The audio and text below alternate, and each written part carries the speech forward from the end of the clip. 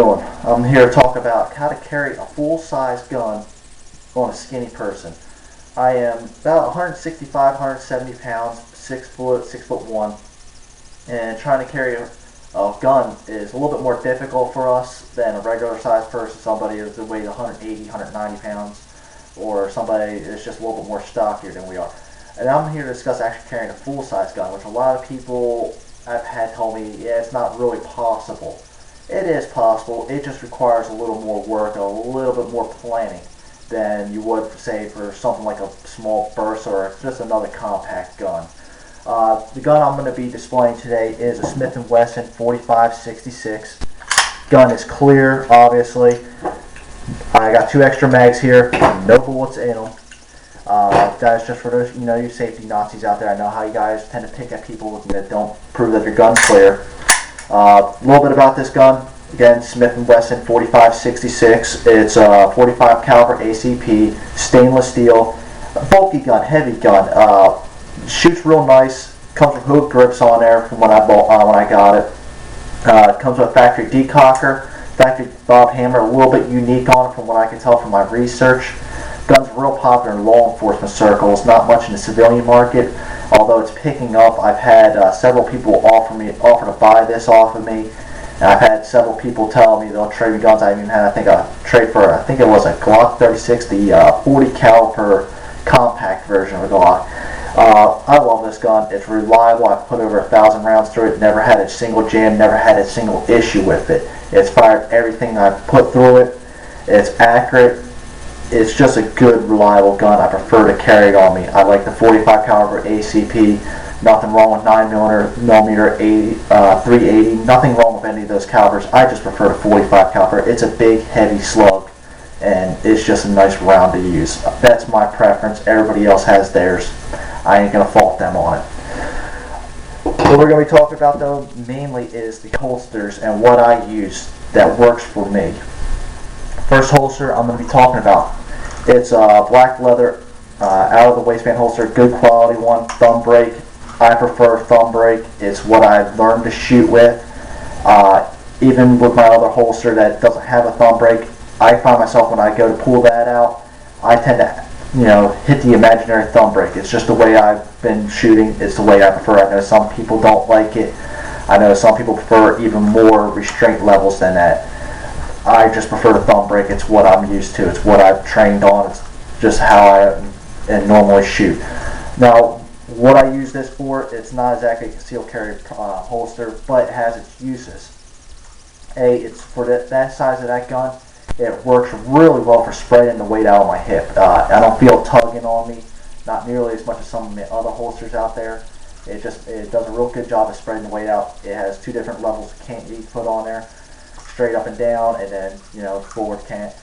I use this generally with my sweatshirts that I wear, or when I'm wearing a jacket. It's a winter holster, I consider it. I use it when for my job, I tend to have to wear a suit every once in a while. So this works real nice when I'm wearing a suit jacket, because I don't have a holster that works with a button-down tuck-in shirt, unfortunately. So this generally works real well if I'm not wearing a jacket. Most people don't pay me much mind anyways, because I'm in a suit and tie. If I don't have my suit jacket on there, most people think I'm just some official person, officer, who knows. That's why I tend to hold on to this one, and I still regularly use it. Next holster I got, cheap nylon holster. That seems to be a bane of existence to a lot of gun enthusiasts. They don't like them. I don't blame y'all. Again, thumb brake one. This is a Black Hawk holster. I understand this is not, they claim it is in the waistband holster. It is not in the waistband holster whatsoever. It's just too thick. The material on here is just too thick. I keep it around, though. It does have its uses for me. I still use it every once in a while. I'll tell you how and why I use it still. First, it works real well. It holds the gun real well. And what I mainly use it for is the fact that it's a quick holster to pop in. It has an extra magazine holder. I always like carrying an extra magazine. I'll explain that a little bit later, why I always carry one. But what works real nice about this holster is the fact that I can tuck it in the small of my back. I'm not a big fan of carrying the small my back type holsters. I don't like it when people tell me they like doing that, because you don't have eyes in the back of your head, and for some reason somebody might accidentally see that gun and try to take advantage of you. You may not see it coming, because you, like I said, you do not have eyes in the back of your head. As you can see, you can't see it on me. The only reason I ever use this gun, or this type of holster I mean, is the fact that it is good to use for when I'm wearing tight shirts, like, you know, those Hollister shirts, Area, the new ones. They tend to make them a lot more fitted, a lot more tighter. This works really well for that, because it tucks in there. You won't see it printing or anything like that. Like I said, it's just a good holster to keep around just in case when my other holster just isn't doing the job that I want it to do. My third holster, the one I use the most, this is another Black Hawk holster. This is actually made for a Springfield XDM. It works real well with this gun. It fits nice and tight. I mean, it's a nice holster. Not made for it, but it works. Luckily, I've had a lot of good gun shops around here. They're more than willing to let you take holsters out, put different guns in them and everything like that. Try out the best type of holster. Let you try them on, everything like that. Can't say enough great things about them. What I like about this one, again, it's just a holster. You slip it right on in. Yeah, I put it right on my 4 o'clock. I can it forward. And unless you're looking for it, you ain't gonna see it. I've carried this around in the mall for several hours walking around. Nobody ever gave me a second look. And it just works. Only problem is, like I said, for those fitted shirts, it just doesn't work real well. It prints real bad. You can usually see like the back of the butt of the gun or something poking on there. Like I said, that's when that nylon holster comes in handy. As I mentioned earlier, I always carry a second magazine. This is a Black Hawk single mag. I'm not endorsing Black Hawk, by the way. It's just the fact they make stuff that's usable for me. It's a single stack magazine, spring loaded, that holds the magazine in there. Holds it real well. Even if it's full 8 rounds in here, it still holds it in there real well. I usually put it right here, right next to my Leatherman. It blends in real well. Nobody really ever notices it when I put it right up against it. It just works. Why I carry a second magazine? Some people don't carry it. Some people say, yeah, you don't need it. I always carry a second magazine in case I ever have some sort of failure, a jam, failure to feed, magazine issue. I mean, the magazines will fail at times.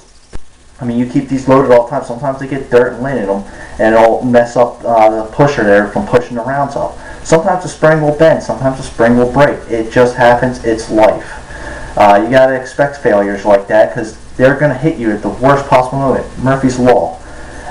And instead of just fiddling around, I will just eject the.